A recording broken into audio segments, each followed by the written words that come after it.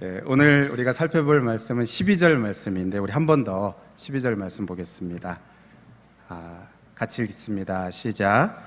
너희가 내게 부르짖으며 내게 와서 기도하면 내가 너희들의 기도를 들을 것이요. 아멘. 이 말씀 기도하라는 말씀이죠.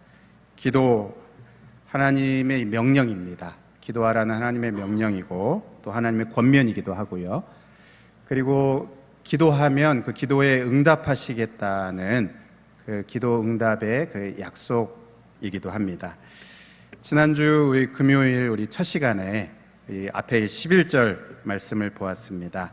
우리를 향한 하나님의 생각. 하나님은 어떤 분이십니까? 하나님은 어떤 생각을 갖고 계십니까? 너희를 향한 나의 생각은 재앙이 아니고 평안이다 그러셨습니다. 미래와 희망을 준다 그렇게 말씀하셨습니다. 여러분 이것을 믿으십니까? 하나님은 하나님의 백성들에게 평안과 또 미래와 희망을 주시는 하나님이십니다. 그런데 문제가 있습니다. 문제가 무엇인가 하면 우리의 상황은 전혀 평안이 아니라는 것이죠. 오늘 이 본문의 상황이 그렇습니다. 이들이 지금 직면한 그 상황은 평안의 상황이 아니고 오히려 재앙입니다. 이들이 지금 직면한 현실은 미래가 있는 것이 아니고 앞이 캄캄한 현실입니다. 희망이라고는 전혀 없는 그런 상황입니다. 지금 예루살렘 성전은 파괴되었고요. 이 나라는 멸망했습니다. 그리고 지금 이들의 처지는 바벨론의 포로로 가 있는 포로의 상황입니다. 바벨론이 지금 망할 것 같은 그런 징조도 없습니다. 여전히 막강한 권세를 휘두르고 있습니다. 여기 어디 평안이 있고 또 미래가 있고 희망이 있습니까? 여러분 우리의 이 인생에는 이런 딜레마가 아주 많습니다. 말씀과 상황이 정반대입니다. 말씀과 현실이 정반대입니다. 말씀과 내가 느끼는 이 감정이 정반대인 상황들이 많이 있습니다. 하나님은 우리를 사랑하신다. 하나님의 그 사랑은 영원히 변함이 없다. 그렇게 말씀하시는데요.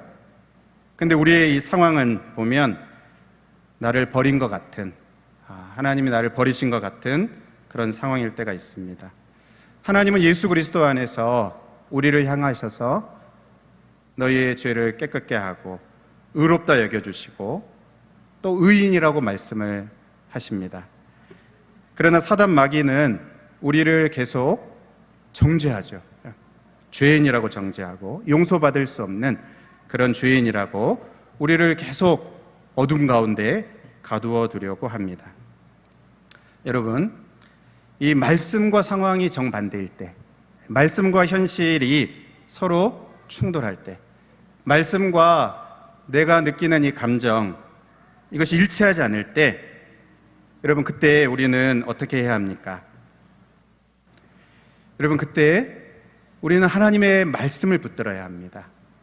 오늘 이 12절 앞에 우리 11절 그 말씀에서도 여호와의 말씀이니라 이렇게 시작을 했습니다. 그런데 이 예레미야 29장 요 앞뒤에 보면은 계속해서 반복해서 나오는 말씀이 여호와의 말씀이니라 이겁니다. 이는 여호와의 말씀이니라, 여호와의 말씀이니라 계속 반복해서 말씀합니다. 왜 이렇게 말씀하십니까? 말씀을 붙들어야 한다는 것이죠. 우리의 눈에 보이는 상황이 아니라 보이지 않는 그 하나님을 믿음의 눈을 들어서 바라봐야 하고 하나님의 그 말씀을 내 마음과 내 어떤 감정과 느낌을 따라가는 것이 아니고 나에게 하신 그 하나님의 말씀, 분명하게 하신 그 하나님의 말씀을 믿고 그 말씀을 붙들어야 한다는 것입니다.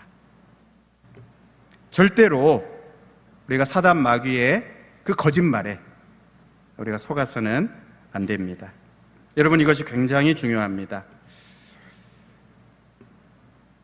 여러분, 우리가 그렇게 말씀을 붙들 때, 그리고 믿음으로 하나님을 바라볼 때, 그때 무슨 일이 일어납니까? 그때 기도가 시작이 됩니다.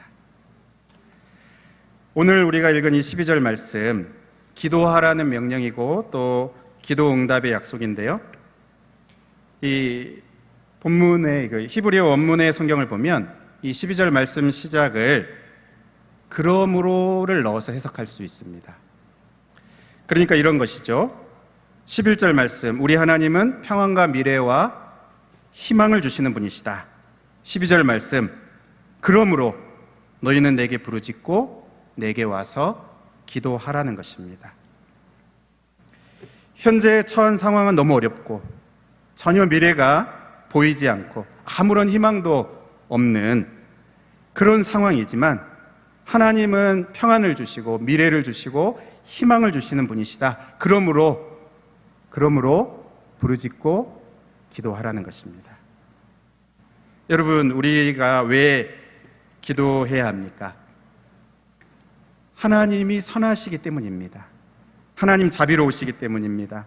하나님 우리를 사랑하시기 때문에 우리가 기도해야 하는 것입니다. 그러므로 하나님 선하시기 때문에 그러므로 우리는 기도할 수 있고 또 기도해야 합니다. 여러분, 우리가 기도는 악한 하나님, 악한 주인에게 무엇인가를 우리가 이렇게 얻으려고 매달리고 줄다리기를 하고 그것이 아닙니다. 하나님은 선하신 하나님이십니다. 자비로우신 하나님이십니다. 그 사랑이 변함이 없으신 하나님이십니다. 그러므로 그 하나님께 부르짖고 기도하라는 것입니다. 마태복음 7장에 보면 예수님이 우리 아까 읽은 암송한 그 말씀입니다. 기도하라고 말씀하시죠. 그리고 기도 응답을 약속하십니다. 마태복음 7장 7절 시작하십시오. 구하라, 그리하면 너에게 주실 것이요, 찾으라, 그리하면 찾아낼 것이요, 문을 두드리라, 그리하면 너희에게 열릴 것이니. 구하라, 찾으라, 문을 두드리라 명령입니다. 기도하라고. 그리고 그 기도할 때 기도에 응답하시겠다는 약속이죠. 그러니까 하나님이 얼마나 우리가 기도하기를 원하시는지 기도의 명령을 하시면서 응답하시겠다고 약속을 하십니다. 그리고 한 번 더 8절에 말씀하시죠. 구하는 이마다 받을 것이다, 찾는 이가 찾을 것이다, 문을 두드리는 이에게 열릴 것이다. 그 기도 응답의 약속을 또 이렇게 딱 도장 찍어 주십니다.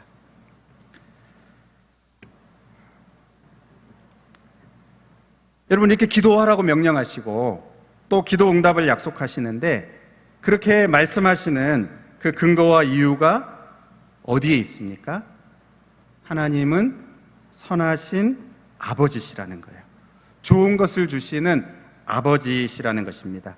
그래서 이어지는 7장 9절 말씀에 너희 중에 누가 아들이 떡을 달라 하는데 뱀을 주고 10절에 떡을 달라 하는데 돌을 주고 10절에 생선을 달라 하는데 뱀을 주겠느냐?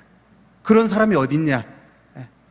그렇게 말씀하시면서 마지막 7장 11절에 이거는 PPT를 준비했습니다. 우리 같이 한번 읽어보겠습니다. 시작. 너희가 악한 자라도 좋은 것으로 자식에게 줄 줄 알거든 하물며 하늘에 계신 너희 아버지께서 구하는 자에게 좋은 것으로 주시지 않겠느냐. 하나님 선하신 아버지시라는 겁니다. 너희의 아버지시다 이렇게 말씀합니다. 구하는 자에게 좋은 것으로 주시지 않겠냐? 이게 질문하는 게 아니고 강조하는 것입니다. 반드시 주신다. 구하는 자에게 좋은 것을 주시는 아버지가 그러지 않냐? 아버지 자식에게 좋은 걸 주고 싶어 하지 않냐? 하나님 아버지는 너희에게 좋은 것을 주시는 그러한 아버지시다. 그렇게 말씀을 하시는 것입니다. 여러분, 우리의 상황 가운데 이런 상황이 있죠. 떡이 필요한 상황, 생선이 절실하게 필요한 상황. 우리의 정말 사는 데 있어서 아주 꼭 필요한 꼭 있어야 되는 우리의 인생 중에서 이렇게 하나님의 은혜와 또 능력과 도우심이 절실하게 또 절박하게 필요한 그러한 상황에서 우리는 하나님께 구하고 또 찾고 문을 두드릴 수 있습니다. 아니, 그렇게 해야 합니다. 왜 그렇습니까? 하나님이 좋으신 아버지이시기 때문에, 선하신 아버지이시기 때문에, 그리고 우리는 하나님이 사랑하시는 자녀이기 때문입니다. 여러분, 그 근거가 어디 있습니까? 하나님께 있습니다. 그 근거가 어디 있습니까? 하나님과 우리의 이 관계에 있습니다. 여러분, 이 기도는 자녀의 특권이죠. 아버지께 자녀는 기도할 수 있습니다. 오늘 본문의 이 하나님 백성들의 상황이 바로 이런 상황입니다. 지금 이들이 처해 있는 상황이 재앙이고 또 미래와 희망이 보이지 않는 마치 캄캄한 밤과 같은 그런 상황입니다.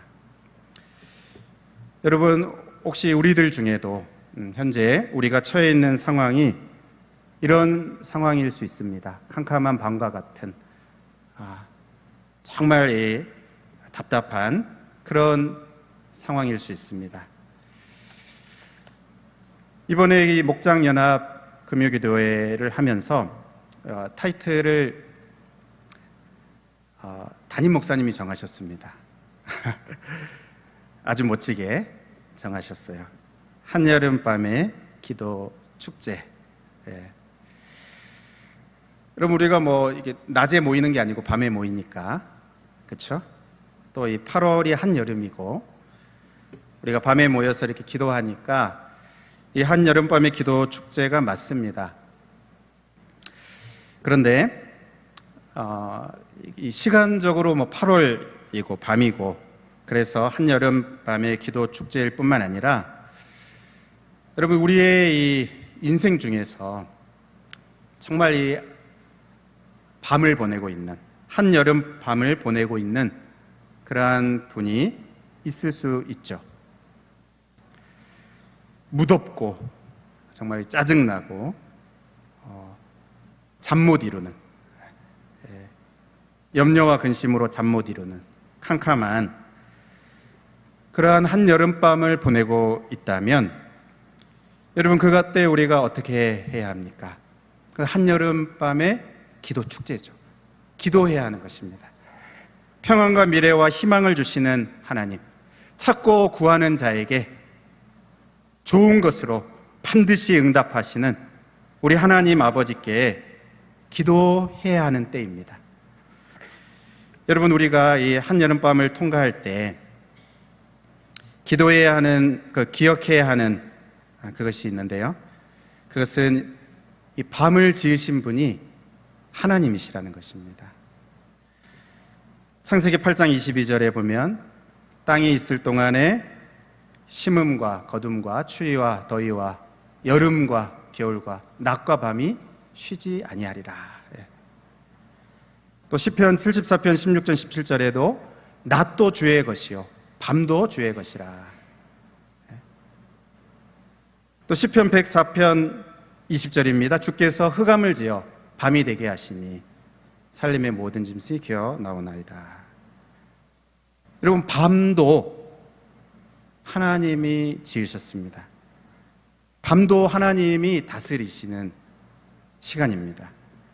여러분, 밤에도 하나님은 살아계십니다. 밝은 낮만 아니고 광명한 이 밝은 대낮만 아니고 어두운 밤도 하나님의 이 통제 아래, 하나님의 다스림 아래 있다는 것을 우리가 기억을 해야 합니다. 하나님 통제 밖에 있지 않습니다. 밤에 하나님이 계시지 않는, 하나님이 다스리지 않는 그런 시간이 아닙니다. 우리들이 종종 착각하는 것이 이 캄캄한 밤에는 나 혼자 있다고 착각을 합니다. 아닙니다. 아닙니다. 절대로 나 혼자 있지 않습니다. 하나님은 밤을 지으신 분이 하나님이셔요. 이 밤에도 하나님이 계십니다.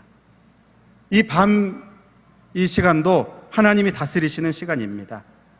하나님 우리와 함께 하시는 시간이시고 또 인도하시고 보호하시는 시간입니다. 출애굽할 때 그것을 분명히 보여주셨습니다. 시편 78편 14절에 낮에는 구름으로 인도하실 뿐만 아니라 밤에는 불빛으로 인도하셨습니다. 밤에도 하나님이 인도하셨습니다. 여러분, 예수님도 제자들과 이렇게 함께 하셨는데요. 제자들이 그 갈릴리 바다의 폭풍 가운데 있을 때 그들이 막 이렇게 힘을 다해서 힘겹게 노를 젓고 있는 이 죽음의 파도와 씨름하고 있는 그때 예수님께서 제자들을 찾아가셨습니다. 마가복음 6장 48절에 바람이 거스름으로 제자들이 힘겹게 노젓는 것을 보시고 밤 사경쯤에 바다 위로 걸어서 그들에게 오사 지나가려고 하시며, 밤 사경쯤에, 새벽 3시에서 6시입니다. 가장 어두운 그때 그 거친 바다의 한복판에 있는 제자들을 예수님이 찾아가셨습니다. 그들이 그 가운데 고통하고 있는 것을 아시고 예수님이 찾아가셨어요. 여러분, 그러므로 우리가 기억해야 합니다. 밤에도 주를 의지해야 하고요. 밤이 깊으면 깊을수록 더욱 하나님을 부르는 그러한 우리들이 되어야 합니다. 여기 시편 77편 2절에 나의 환난 날에 내가 주를 찾았으며 밤에는 내 손을 들고 거두지 아니하였나니 내 영혼이 위로받기를 거절하였도다. 나의 환난 날 밤입니다. 그때에도 내 손을 거두지 않았다. 내 영혼이 위로받기를 거절했다. 무슨 말입니까?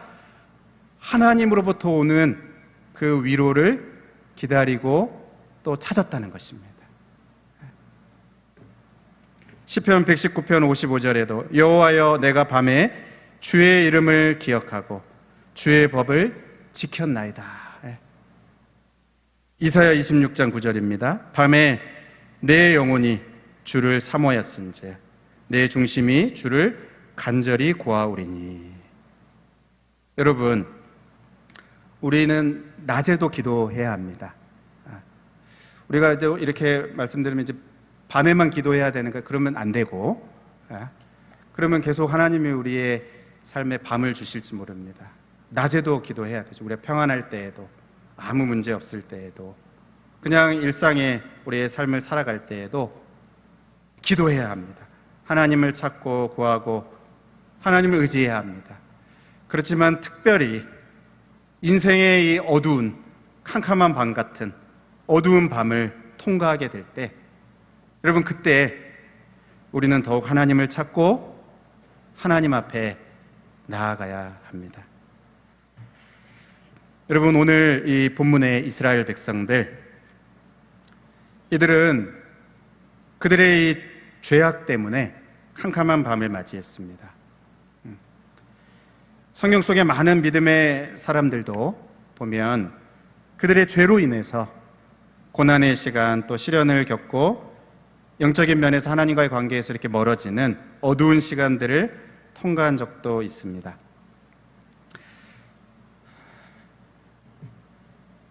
그렇다면 하나님께 나아가서 회개하고 또 하나님께 죄를 고하고 회개하고 기도할 때 하나님이 그 기도를 들어주시죠. 죄로 인한 이 캄캄한 밤을 보내게 된다면 그때도 기도해야 될 때입니다. 하나님께 나아가야 될 때입니다. 왜냐하면 하나님께서 우리의 죄를 사하여 주시기 때문에, 하나님 앞에 나아갈 때 회복이 있고 또 우리의 죄의 용서가 있기 때문에 하나님 앞에 나아가야 됩니다. 그러나 여러분, 그것만 있는 것은 아닙니다. 우리가 다 이해할 수 없는 캄캄한 밤도 있습니다. 믿음으로 살아가는 데 오는 캄캄한 밤이 있습니다. 여러분, 사도행전을 보면 복음을 전하다가 매를 맞고 또 감옥에 갇힌 사도 바울이 나옵니다. 그때 이 바울과 실라가 감옥 안에서 한밤중에 하나님께 기도하고 찬송을 합니다. 사도행전 16장 25절에 한밤중에 바울과 실로가 기도하고 하나님을 찬송하며 제수들이 듣더라. 바울은 복음을 전하다가 지금 감옥에 갇히게 되었습니다. 불순종하고 죄를 지어서 그게 아니고 하나님의 복음을 전하고 그렇게 예수 복음을 전하다가 지금 이렇게 매를 맞고 깊은 감옥에 또 그 발이 차고에 묶이게 되는 그 상황에 지금 처하게 된 것입니다. 그런데 여러분, 바울이 어떻게 합니까? 한밤중에 기도하고 한밤중에 기도하고. 여러분, 우리의 이 삶에 한밤중에 기도할 수 있습니다. 상황이 막혀 있어도 지금 바울이 처한 이 상황이 그런 상황입니다. 깊은 감옥에서 사방이 막혀 있는 것 같은 여러분 그런 상황이지만 왜 기도할 수 있습니까? 하늘이 열려 있기 때문에. 사방이 막혀 있어도 하늘이 열려 있고 하나님은 좋으신 하나님이시고 하나님은 우리에게 평안과 미래와 희망을 주시는 선하신 하나님이시기 때문에 어떤 상황 가운데서도 우리는 하나님께 기도할 수 있고 구하고 찾을 수 있고 문을 두드릴 수 있고 또 기도의 끈을 놓지 않아야 합니다. 여러분, 우리의 이 인생에 나의 죄로 인한 캄캄한 밤이든 아니면 내가 알 수 없는, 이해할 수 없는 캄캄한 밤이든 그 어떤 상황이라 하더라도 그 가운데에서 하나님께 기도할 수 있습니다. 아니, 기도해야 합니다. 하나님 앞에 나오기를 기다리고 계십니다. 도저히 아무것도 할 수 없는, 지금 아무것도 할 수 없는 바울이지만 기도할 수 있지 않습니까? 그 하나님께, 우리의 기도를 들으시는 그 하나님께 기도할 수 있습니다.